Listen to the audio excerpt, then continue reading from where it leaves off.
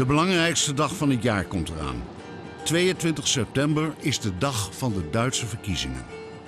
Maar op deze dag gaat het om veel meer dan alleen de vraag wie de nieuwe Bundeskanzler wordt. Bij deze verkiezingen staat de toekomst van de euro en daarmee die van Europa op het spel. De politiek van Angela Merkel was altijd gericht op het kosten wat het kost bijeenhouden van de eurozone. Scheitert de euro, scheitert Europa. Maar inmiddels wordt duidelijk dat dat na de verkiezingen niet langer is vol te houden. Tegenlicht gaat daarom op zoek naar het Duitse alternatief. En sprak met onder meer de levende legende George Soros over een uitweg uit de crisis via een ongehoord gedurfde stap. Duitsland uit de euro. Dit is wat u te wachten staat. The important thing is that it would be Germany and the creditor countries that leave and not any of the debtor countries. Es ist ein völliges Tabu in Deutschland, langsam bricht es auf, aber noch immer ein völliges Tabu, den Euro zu kritisieren. It's not obviously nonsense for Germany and the Netherlands to share a currency. It is obviously nonsense for Germany and Spain to share a currency. Der Euro spaltet Europa und eint es keineswegs.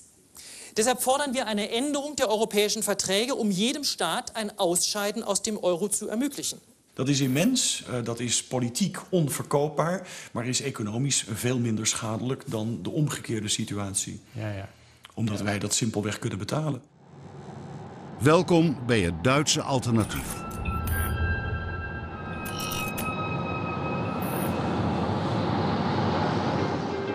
Ewald Engelen werd al heel jong hoogleraar financiële geografie. Daarnaast is hij bekend als een columnist die de controverse niet schuwt. Een ideale gids, dachten wij, bij de verkenning van nieuwe vergezichten om uit de crisis te geraken. Maar daar is hij zelf minder zeker van. Nee, het is uncharted territory. We zijn hier nooit eerder geweest. En iedereen die meent dat hij als reisleider kan fungeren, wat ik natuurlijk toch voor een deel moet gaan doen. Precies. Ja, die lult eigenlijk voor een deel uit zijn nek. Mooi, ideaal begin. Ja. Dit verhaal begint in New York. Hoog in het kantoor van de legendarische investeerder George Soros. I'm at your disposal. Hij schreef in september vorig jaar een provocerend artikel in de New York Review of Books.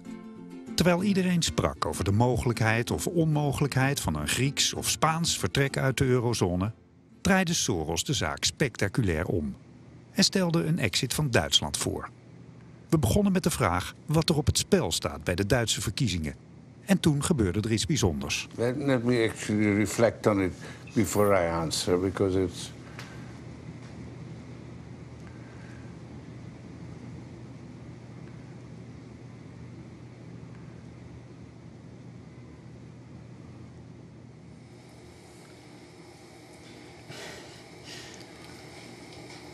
Een denkende man.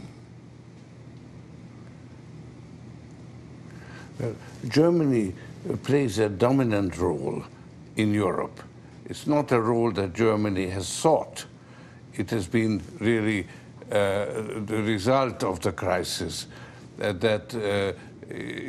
And in fact, Germany doesn't really want to play a dominant role. And that's one of the difficulties that Europe faces. Therefore, the German elections will have great influence on the future of the European Union. Because I think the euro crisis is endangering the European Union. It's already transformed the Union into from what it was originally, a free association of equal states that subordinated some of their sovereignty to a common purpose, into a division into two classes, creditors and debtors, where, because of the crisis, the creditors are in charge of policy and the debtors are relegated to a subordinate position. So that has already happened. That's the political problem, and it's a very serious one. The financial problem is that the policy that Germany is promoting, a policy of austerity, is inappropriate for the problem that Europe is facing. En voordat we, want er zijn natuurlijk een hoop mensen die Soros niet meteen plaatsen. Wat weten we van Soros? Soros is hedge fund manager. Gigantisch succes gehad in volgens mij 1992. Gegokt tegen de wisselkoersverhouding van het Britse pond ten opzichte van wat op dat moment, als ik het goed heb, het Europese monetaire stabiliteitspact was. Hij heeft daar miljarden mee verdiend en heeft daarmee eigenlijk voorgoed zijn naam als een zeer kundig, macro-economisch, geopolitiek analist en belegger gevestigd. En dat is ook de reden waarom op het moment dat Soros spreekt, wij allemaal toch met grotere belangstelling luisteren dan als bijvoorbeeld Jan Kees de Jager spreekt. Om maar het dwarsstraat te noemen. So those problems need to be solved. And there are two ways of doing it. One is within the existing rules and maintaining the, let's say, correcting the imbalances between the various countries through a very long process of adjustment, or recognize that these imbalances are so big that the easiest way is to change the exchange rate. And if you could have an understanding between the various countries that you need to change, recognize that you have these great differences in competitiveness, and you need to change the exchange rate, then, and this could be achieved by Germany leaving the euro, then the problems could be relieved in a very rapid way. Wat Soros hier gewoon heel duidelijk schetst, is dat je landen weer het recht geeft om extern te devalueren via de wisselkoers. Waardoor men dus eigenlijk in één klap vrij pijnloos opnieuw competitief wordt op wereldmarkten. Ja. En wat hij verrassend natuurlijk hier doet, is zeggen dat dat niet gedaan moet worden door de zwakke landen, maar vooral door het sterke land Duitsland. En dat is inderdaad iets wat je niet ziet aankomen en wat de kijker, en dus ook mijzelf hier, ineens paf van opzij, ja, toch wel verrast. Het voorstel van Soros is in veel opzichten verrassend. Want behalve tegendraads is het natuurlijk ook politiek incorrect. Wie vandaag de dag vraagtekens plaatst bij de euro, krijgt immers onmiddellijk het verwijt van populisme en wordt in de rechtsradicale hoek gezet. Op de beurs van Frankfurt spreken we met beursanalist Dirk Müller, die dat aan de lijve ondervindt. Es ist ein völliges Tabu in Deutschland, langsam bricht's auf, aber noch immer ein völliges Tabu, den Euro zu kritisieren. Auch nur zu sagen, Leute, wir müssen noch mal drüber nachdenken, mal völlig ohne jede Ideologie, ob das so funktioniert, wie wir das da gebaut haben, oder ob das nicht viel mehr Schäden bringt als Vorteile. Aber allein schon dieser Gedanke wird als völlig abstrus abgetan. Wer immer in der Republik, und mag es der noch so angesehene Wissenschaftler sein, sich gegen den Euro äußert, wird sofort als Persona non grata hingestellt, aber nicht nur von der Politik, sondern auch von den großen Medien, als irre abgestempelt, als nicht ernst zu nehmen. Und als einziges Gegenargument kommen dann Geschichten aus dem Zweiten Weltkrieg, wie schlimm es damals war, das darf nie wieder vorkommen. Ja, das ist ja klar, aber das hat doch nichts mit der Funktionsweise einer Währung zu tun. Het is verbijsterend om te zien wat voor drogredeneringen je mee om de oren wordt geslagen op het moment dat je het überhaupt waagt om dat hele project van die muntunie te bekritiseren. Ja, ja. En we moeten inderdaad gewoon constateren dat 10 jaar na dato, min of meer, het een gigantische mislukking is geworden. Het is een desastreuze mislukking. En alle beloftes waar het mee gepaard ging, die zijn eigenlijk in hun tegendeel komen te verkeren. Het heeft tot verarming geleid. Het heeft tot twisten geleid.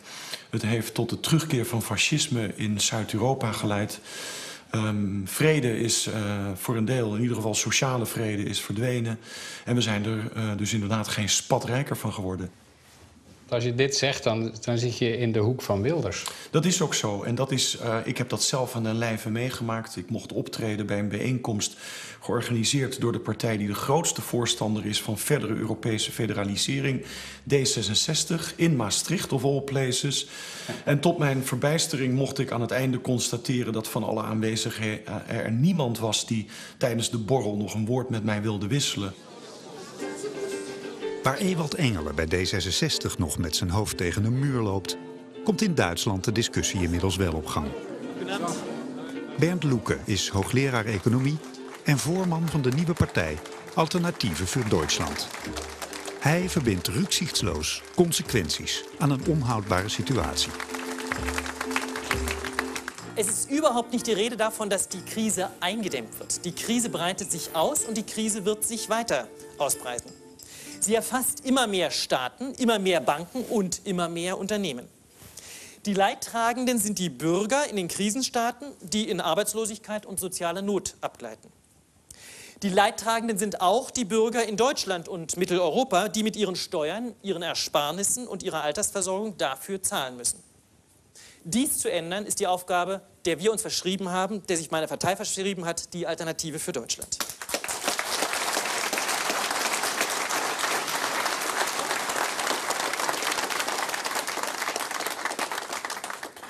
Und die Änderung geht nur so. Wir müssen raus aus diesen Haftungsverbünden. Wir müssen die fatale Rettungsschirmpolitik beenden, ehe sie uns selbst in den Schuldenstrudel reißt. Wir müssen raus aus dem Haftungsverbund des Euro. Na het gesprek met George Soros zoeken we Bernard Connolly op. Hij heeft een kantoor op Fifth Avenue, waar hij opereert als analist en financieel consultant. Hij schrikt niet van een eventueel Duits vertrek uit de euro.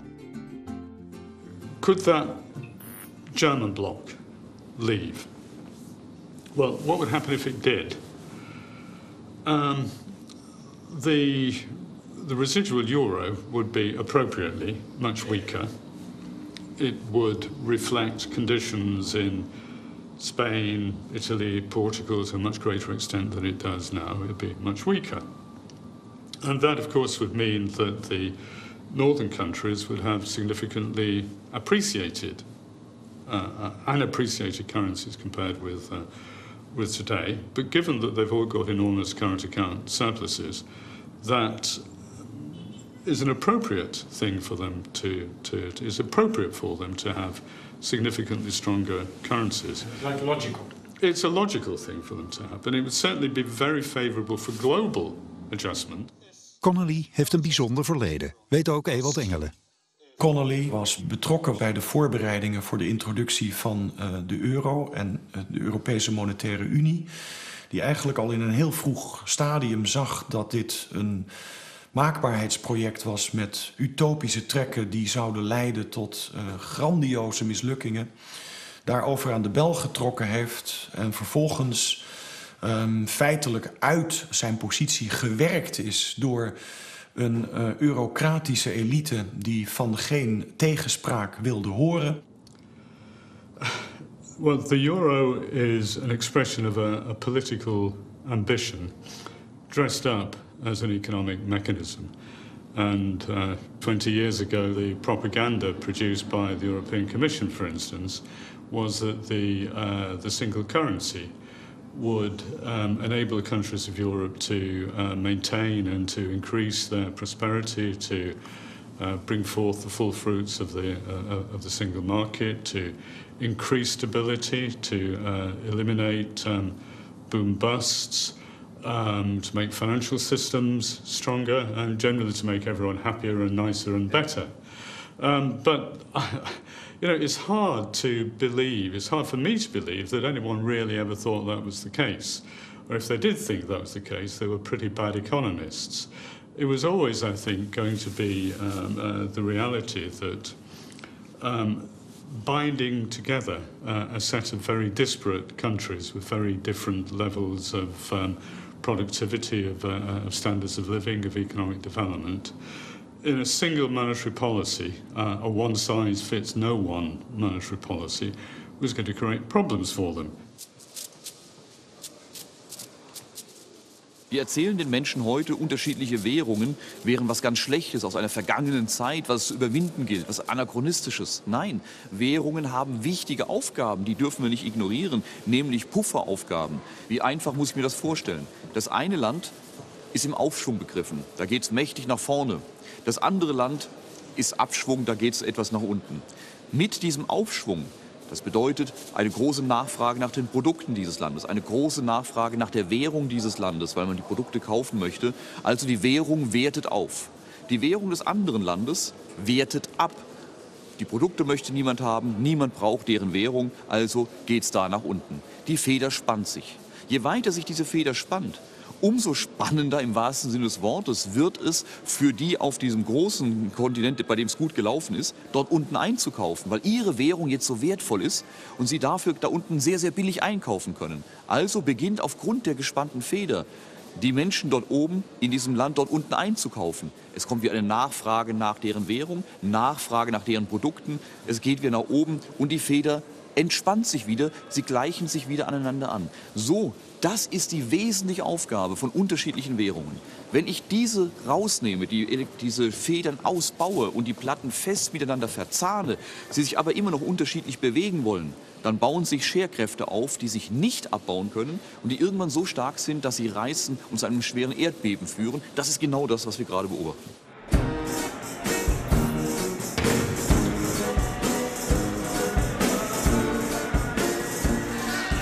There were flaws in the euro construction that were not recognized at the time. And the main problem is that if you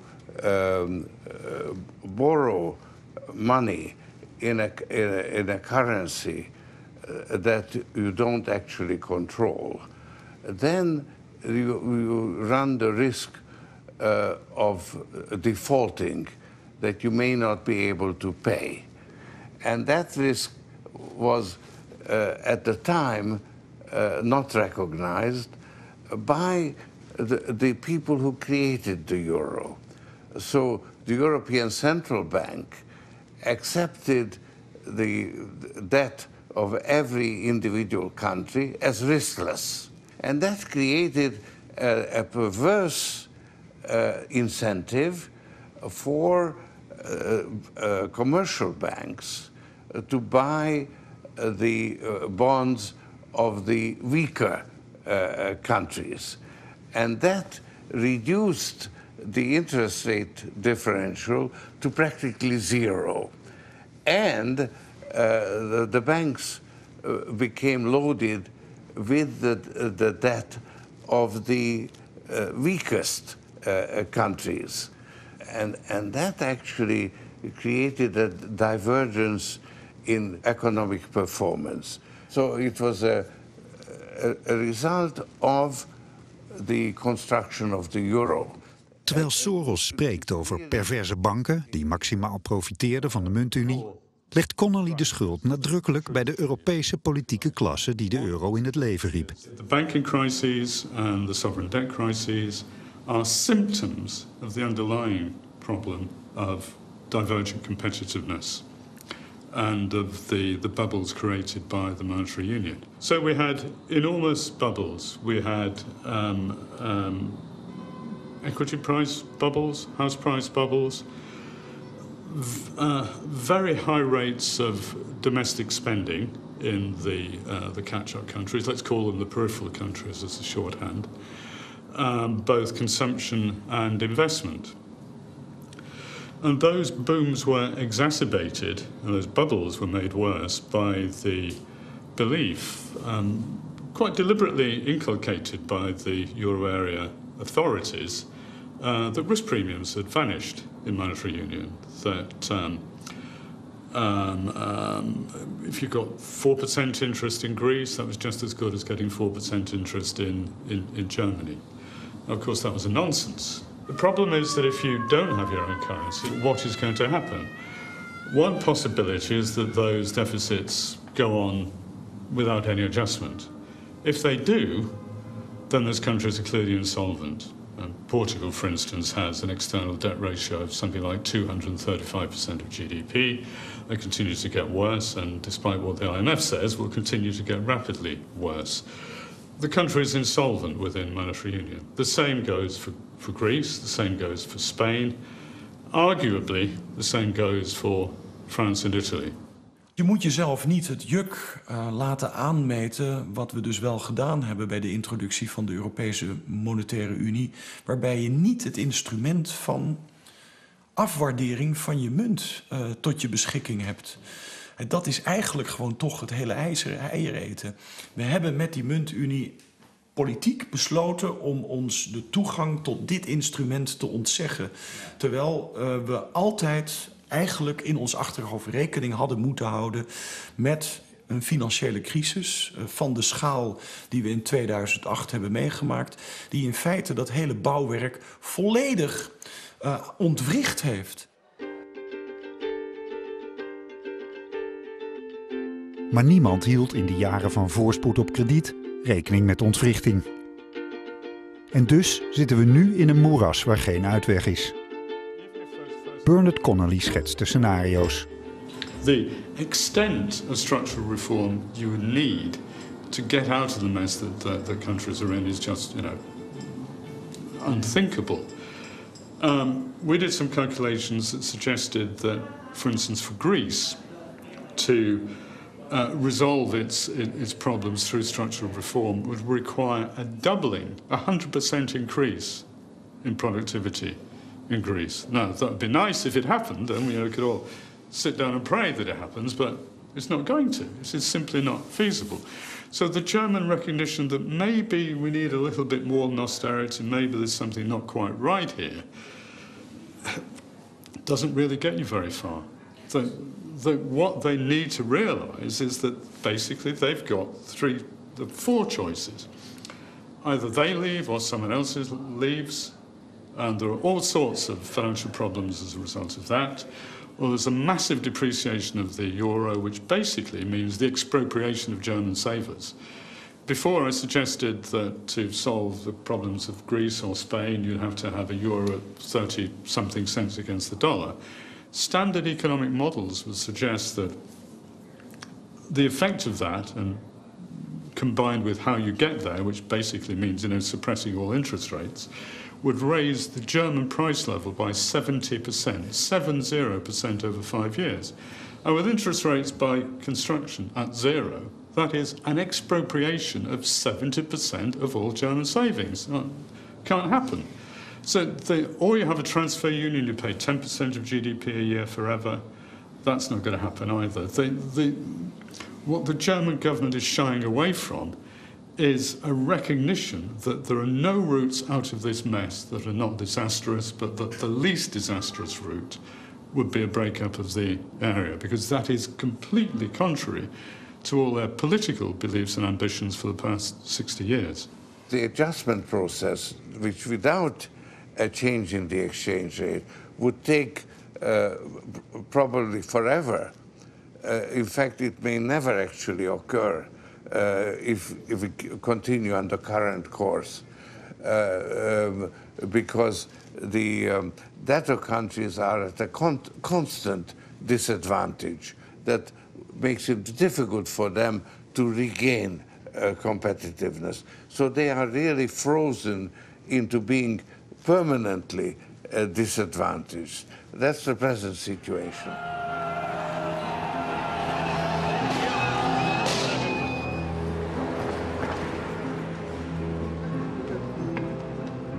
So here you can see 3 stores, more than a year closed. Nobody comes to rent, you see. And now we have these signs that said rent for sale. No, they're selling also the property. I have counted in Piraeus 450 shops closed This happened in October. Volgens Bernard Connolly hebben alle mogelijke ontsnappingsroutes uit de huidige situatie eigenlijk alleen maar nadelen. If no adjustment means everyone goes bust, if adjustment through depression deflation means that all the peripheral countries go bust, so their creditors don't get anything anyway, if a transfer union is not possible without bankrupting Germany, what else? Could you improve the competitiveness of the peripheral countries through a massive depreciation of the euro? Well, again, in theory, yes, you could. But how big would that depreciation have to be? Well, some calculations we've done suggest that in the case of Greece, for instance, just using the dollar as a proxy for all other countries, the euro would have to go down to 34 cents against the US dollar. In the case of Spain, the corresponding calculation is 38 cents. On the other side of the coin, for full equilibrium in Germany with a current account position that didn't imply it was going to give, is in effect giving money away forever, you would have to have the euro go to something like $2.35 against the dollar. So that span from 34 cents in Greece to $2.35 in Germany, I think, is maybe the best single indication of how impossible it is for the euro area to work. So if there's no adjustment, lenders get nothing back. If you try to continue with the adjustment process, you still don't get anything back because your borrowers just gone bust. So what else can happen?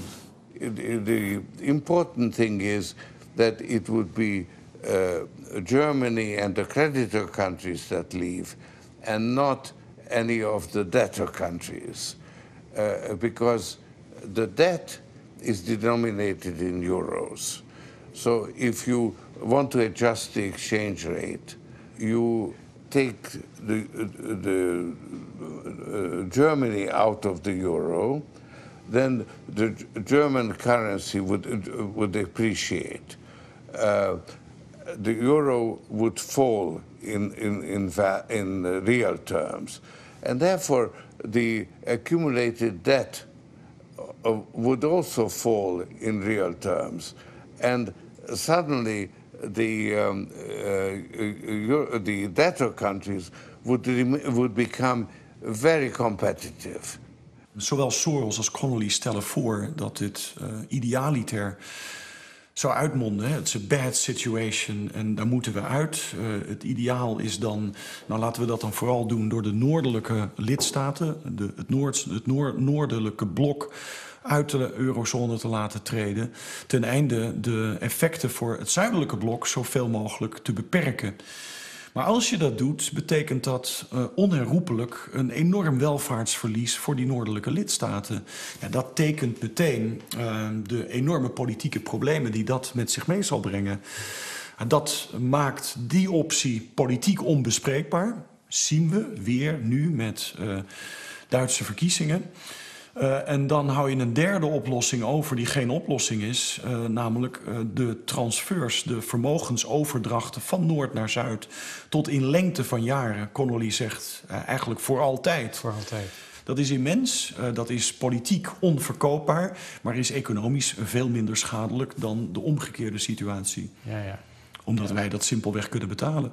We hebben enorme vermogens uitstaan in die andere perifere lidstaten. Wij zijn schat en schatrijk. Wenn Deutschland austreten würde, dann würde der Euro abwerten, die neue deutsche Währung würde aufwerten. Für die Schuldensituation Deutschlands wäre das ganz interessant, denn unsere Schulden würden damit deutlich leichter werden. Sagen wir mal ganz grobe Hausnummer, 20% leichter werden. Der Euro ist für die deutsche Wirtschaftsleistung zu schwach, etwa 20% unterbewertet.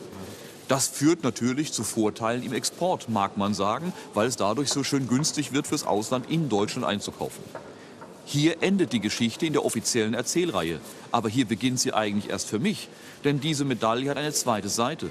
Was bedeutet denn dass unsere Währung 20% unterbewertet ist. Das bedeutet, dass unsere Bürger, unsere Mitmenschen mit einer 20% zu schwachen Währung bezahlt werden für die starke Leistung, die sie erbringen. Das Geld auf den Konten eine 20% zu schwache Kaufkraft hat. Die Bürger müssen zu viel Geld ausgeben für alles, was wir importieren. Benzin, Apple-Produkte, was ihnen alles einfällt. Das fehlt an Kaufkraft. Hätten wir eine stärkere Währung, dann hätten wir eine wesentlich stärkere Binnenkaufkraft und eine wesentlich stärkere Binnenkonjunktur. Ob dadurch der Export sehr darunter leiden würde, sei dahingestellt. Als wir die D-Mark hatten, eine Währung, die nicht unterbewertet war, sondern stets zu unserer Leistungsfähigkeit passte, war Deutschland Exportweltmeister. Wir exportieren Hochtechnologie, Automobile, Maschinenbau. Die verkaufen wir nicht über den Preis, sondern wir verkaufen sie, weil dort Innovationen eingebaut sind, die eben woanders in der Welt in der Form nicht eingebaut werden können. Deshalb kaufen wir unsere Maschinen, weil sie länger halten, weniger Ausfallzeiten haben. Wir würden im Export vielleicht ein bisschen federn lassen. Aber dafür hätten wir eine wesentlich stärkere Binnennachfrage und damit eine viel gesündere, ausgeglichenere Wirtschaft. Also von daher, wenn man sagt, der Euro hat Deutschland so viele Vorteile gebracht, muss man fragen, wen in Deutschland genau meinst du? Wenige starke Exporteure oder die Masse der deutschen Bevölkerung? Voor de lokale betonfabrikant, die in Frankfurt goede zaken doet, is dat geen vraag. De euro is hem völlig Wurst.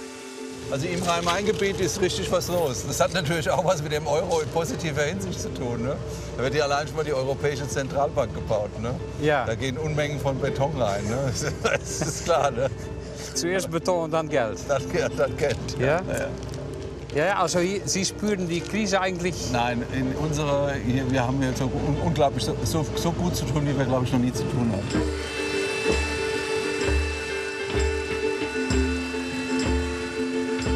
Was ist der Einfluss auf Ihren Betrieb seit der Einführung des Euros?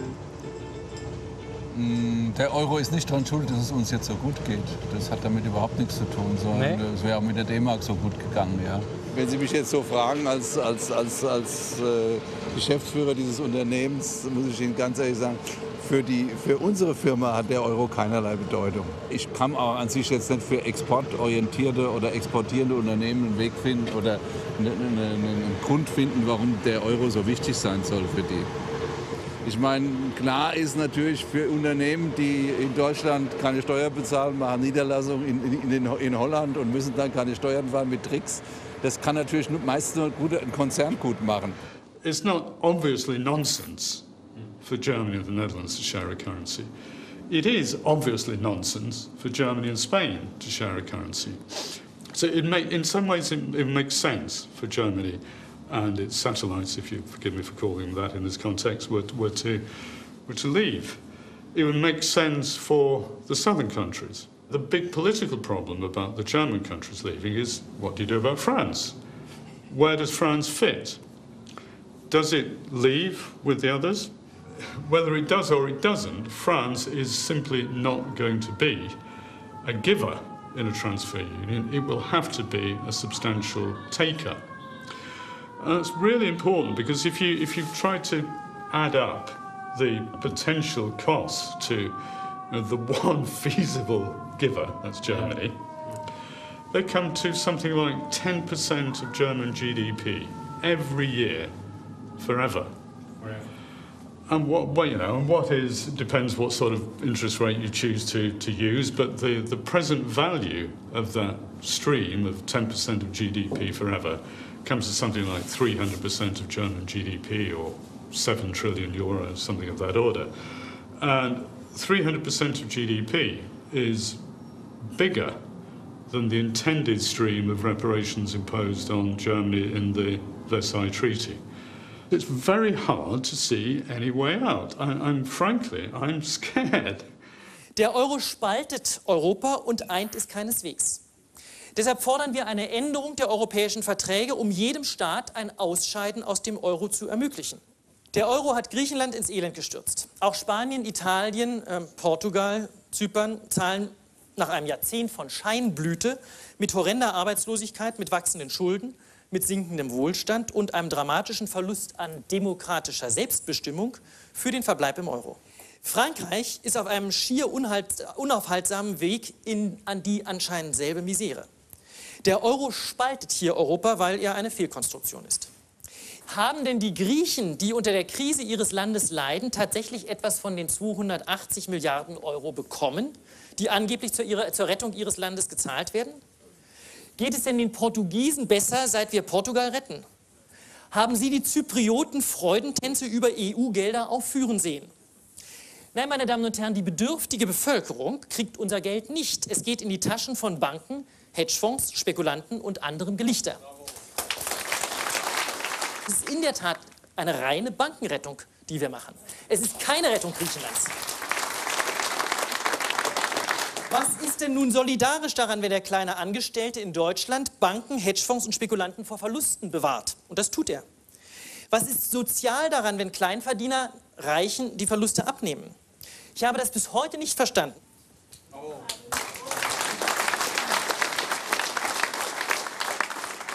Maar de linkse politiek, waar je het van zou verwachten, de sociaaldemocraten of zo, die gaan dit niet zeggen. Dat vind ik zo. Alleen degenen die het zeggen in de uitzending, dat zijn grote speculanten, eigenlijk de grootste speculanten van de wereld, en een paar beursanalisten. Dat is toch bizar? Ja. Ik ben een gelover in wat ik dan maar noem het vuilnisbakmodel van politieke besluitvorming. In die vuilnisbak zwerven oplossingen rond op zoek naar een probleem. En als je gaat kijken naar de geschiedenis van de Europese Monetaire Unie, dan zie je dat al vanaf de jaren 50 er plannen voor een muntunie circuleerden op allerlei burelen in Brussel en andere Europese hoofdsteden. Dus die plannen zijn niet nieuw, die zijn oud. En daar zijn allerlei varianten van geschreven. En meestal is het zo, in datzelfde vuilnisbakmodel van politieke besluitvorming, dat de omstandigheden rijp moeten zijn voor het naar voren halen van een oplossing en daar dan vervolgens een probleem bij verzinnen, die ertoe leidt dat je dus inderdaad tijdelijke coalities kunt smeden, waardoor uiteindelijk die plannen ook gerealiseerd kunnen worden. En dat betekent dat daar dus voor een deel wel degelijk conspiracy-elementen in aanwezig zijn. Er zijn partijen geweest die zagen dat zij baat zouden hebben bij de introductie van zo'n muntunie. En dan moet je vooral die moet je dan vooral gaan zoeken in de richting van grootzakelijke, grote bedrijven, grote banken, grootzakelijke hoek. There is a permanent bloc whose interests, when taken together, have produced a system whose effects are evil. I feel quite justified in saying that. I think one has to attribute a degree of culpability to that. Now, we all act in our self-interest to a greater or a lesser extent. But I think one can't have a blind spot. One can't look at what is happening in the southern countries and say, oh, well, you can't make omelettes without breaking eggs. I think that expression is an expression of moral inversion, maybe moral perversion. But that is the attitude of the European authorities. You can't make an omelette without breaking eggs. The eggs are millions of people in the southern countries. The omelette is, well, we get to run the world. See, this is very far from being an evil plot. It's due to a lack of understanding. And that's really the tragedy of Europe, that it's a very complicated problem and it's simply not understood, even by the leadership of Germany, but certainly not by the electorate. So they have certain preconceived ideas. And one of those comes from the German word Schuld, because Schuld means debt, and it also means guilt. And therefore, it's so natural that those who are schuldig are responsible for their debt. And to recognize that actually debt is the result of a common mistake made by everybody who joined the euro. That's difficult to accept. So it is not definitely not a conspiracy or an evil design. This is the evidence clearly shows that. However, a situation has arisen where Germany emerges as in a dominant position, and that dominant position gets stronger and stronger with the passage of time, and at the same time you have a lasting stagnation throughout Europe because of the austerity policies. Then slowly Germany is discovering that this is the most advantageous policy from a national point of view. And already this has happened. It's in the process of happening. And I think at the same time, politically, this is terribly dangerous, because it will create tremendous resentment, anti-European and anti-German feelings in the rest of Europe. And that is also in evidence. Het mismanagement van de eurocrisis beschadigt dat toch hele waardevolle Europese idee. En dat is het grootste gevaar van de situatie waarin we ons op dit moment bevinden.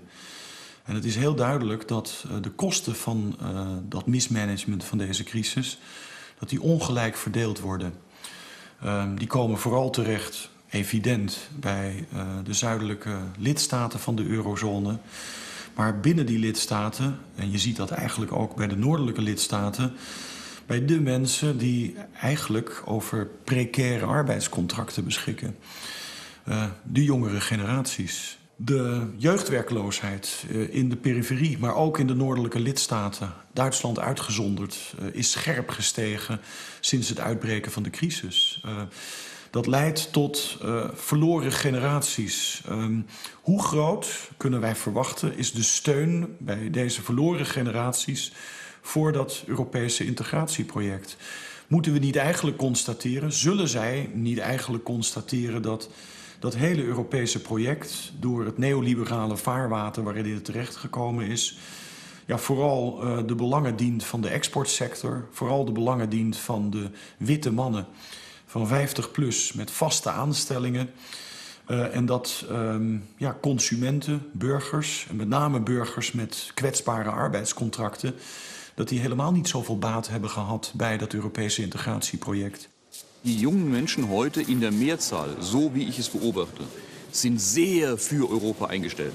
Die können sich gar nicht vorstellen, dass da noch Grenzen sind, wo man plötzlich wieder einen Schlagbaum hat. Das will keiner. Wir wollen gemeinsames Europa. Nur, wir müssen es richtig machen. Wir müssen es für die Menschen machen. Und das bedeutet keine Gleichschaltung. Wir sollen kein einheitliches Europa mit Zentralregierung und 5-Jahresplan werden, sondern ein dezentrales Europa der Regionen, die miteinander vernetzt agieren. So wie das Internet heute. Die Menschen millionenfach vernetzt, nicht alle gleichgeschaltet, vernetzt miteinander. So ein Europa der Regionen, das vernetzt miteinander wunderbar koordiniert, agiert, aber jeder nach seinen Möglichkeiten, nach seinem Tempo. Und das brauchen wir. Nur wenn wir es so machen wie jetzt, dann fahren wir Europa an die Wand. Und ich möchte sogar weitergehen. Ich möchte das umdrehen, was seit Jahren hier als Mantra in Deutschland postuliert wird. Ich drehe es um. Wer heute noch für den Euro das Wort spricht, so wie wir ihn heute haben, ist der eigentliche Gegner Europas. Das ist derjenige, der Europa spaltet. Wir sehen die Konsequenzen in Griechenland, in Spanien, Italien. Der Euro ist so wie wir heute haben, ist zum Spaltpilz Europas geworden. Und wer dafür das Wort spricht, der ist der eigentliche Feind und Gegner Europas und nicht andersrum.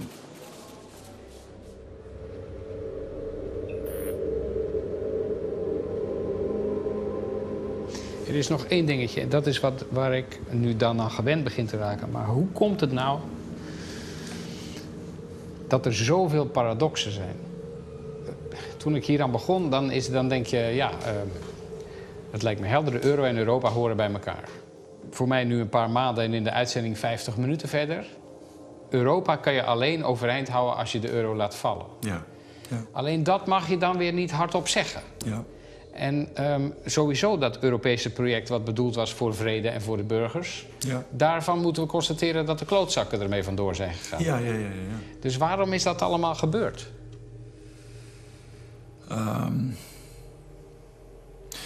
Ja, nou, daar kan je veel verhalen over vertellen.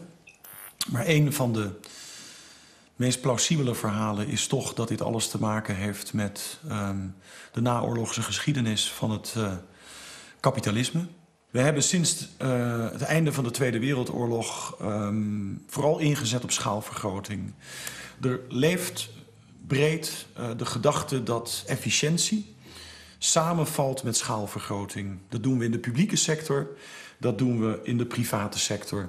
Dus we hebben het toegestaan dat bedrijven steeds meer met elkaar fuseerden. En om dat mogelijk te maken hebben we ervoor gezorgd dat markten steeds meer met elkaar geïntegreerd raakten. Wat lokale markten waren, werden regionale markten. Wat regionale markten waren, werden nationale markten. Wat nationale markten waren, werden supranationale markten. En de Europese interne markt is zo'n supranationale markt.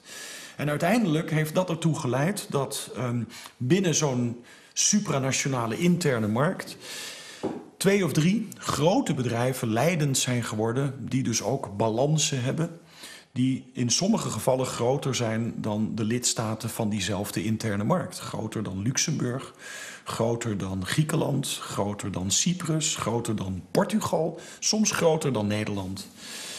En die bedrijven, die multinationals, in feite tovenaarsleerlingen die we zelf ontketend hebben, die bedrijven zijn natuurlijk politieke actoren. En zijn sinds de jaren 70, 80 belangrijker geworden dan de staten die ze in het leven geroepen hebben. En dat heeft ertoe geleid dat met de politieke macht waar deze bedrijven over beschikken, de Philipsen, de Shells, de banken, met de politieke middelen waar zij over beschikken, geprobeerd hebben om het wetgevingskanaal, dat is waar staten over beschikken, zodanig te gebruiken dat de omgeving waarin zij opereren volkomen, volledig voldoet aan hun belangen. De hele verzorgingsstaat wordt op dit moment louter en alleen opgebracht door de factor arbeid, de klassearbeid, om dat zomaar te zeggen, en nauwelijks meer door de klasse kapitaal.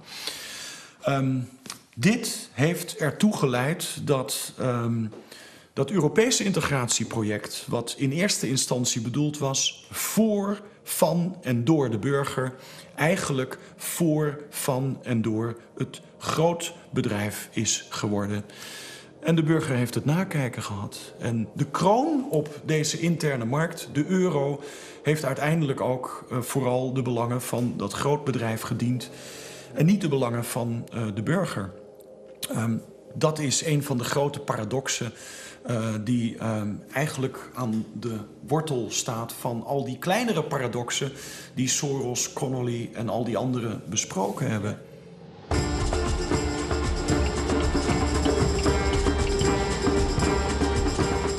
Vragen over deze aflevering? Stel ze nu via Twitter aan Ewald Engelen en kijk mee op tegenlicht.vpro.nl/live. Het zit hem in het feit dat de overheid gewoon niets doet. Punt. Volgende keer in Tegenlicht. Charloes, Rotterdam-Zuid. Erik van hetzelfde, directeur van de scholengemeenschap Hugo de Groot. Dus we staan midden in het hart van alle problematiek. Nou, laten we dan ook maar het antwoord zijn van alle problematiek. Hij vindt dat de school een veilige haven moet zijn en dat onderwijs dé manier is om verder te komen in het leven. Het gelijk haal je bij de finish, soms. En dat zal ook bij dit proces zo zijn. Zijn gedreven ambitie deze veilige plek te bieden, wordt hem niet altijd in dank afgenomen. Ik heb geen medelijden met deze rector. Als hem op een dag de tanden letterlijk uit de bek getrapt worden, of dat hij half doodgeschopt wordt, dan kan hij toch gewoon Wilders de schuld van alles geven. Vechten voor een droom. Volgende keer de superschool. Dankjewel.